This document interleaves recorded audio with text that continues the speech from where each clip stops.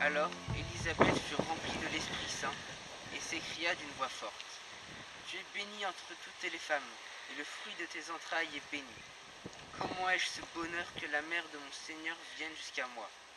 Car lorsque j'ai entendu tes paroles de salutation, l'enfant a tressailli d'allégresse au-dedans de moi. Heureuse celle qui a cru à l'accomplissement des paroles qui lui furent dites de la part du Seigneur. Marie dit alors: Mon âme exalte le Seigneur, mon esprit exulte en Dieu mon Sauveur. Il s'est penché sur son humble servante.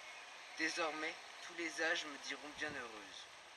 Le Puissant fit pour moi des merveilles, saint est son nom. Marie qui a une place aussi dans notre vie de scout, et en particulier j'aime bien quand j'ai la chance de participer à des camps de louveteaux, de Jeannette, de scouts et de guides, à la fin de la veillée, eh bien chanter avec vous Marie. Marie, il ne faudrait pas mettre Marie au 7e ciel, et surtout ne pas oublier cette jeune femme de Palestine qui faisait chaque jour la cuisine, lavait le linge, ramassait les figues, le raisin, prenait le temps de parler aux voisins autour de la fontaine. Et puis aussi, comment ne pas oublier cette femme de 50 ans, debout à côté du poteau sanglant où son fils Jésus est cloué et va mourir. C'était le vendredi saint. Marie a vécu l'existence humaine partagée par beaucoup de femmes de son temps, mais pourquoi dit-on que toutes les générations la diront bienheureuse?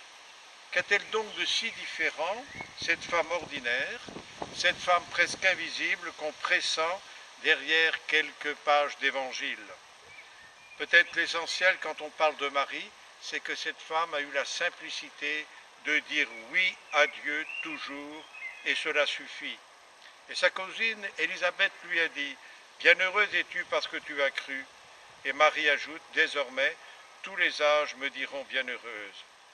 Oui, Marie est bienheureuse parce qu'elle a cru à la parole de Dieu et elle l'a surtout mise en pratique dans une vie de femme tout ordinaire.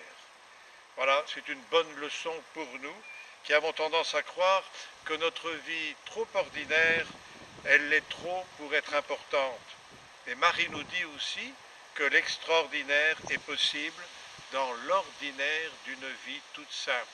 Et nous sommes capables aussi de vivre un peu à la manière de Marie, quand nous disons oui à Dieu, oui à la parole de Dieu, et que nous tentons de vivre dans cet esprit de service qui jadis a habité Marie.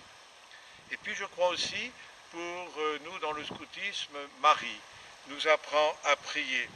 Elle a trouvé le premier mot de la prière: oui, me voici. Alors avons-nous quelque chose de plus important à dire à Dieu chaque matin? Me voici, Seigneur, que veux-tu que je fasse?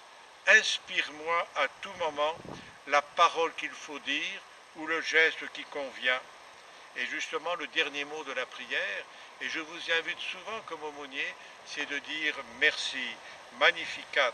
Mère de l'espérance, qui, dans l'obscurité du samedi saint, avec une confiance inébranlable, est allée au devant du matin de Pâques, donne à tes fils la capacité de discerner en toute situation, même la plus obscure, les signes de la présence aimante de Dieu.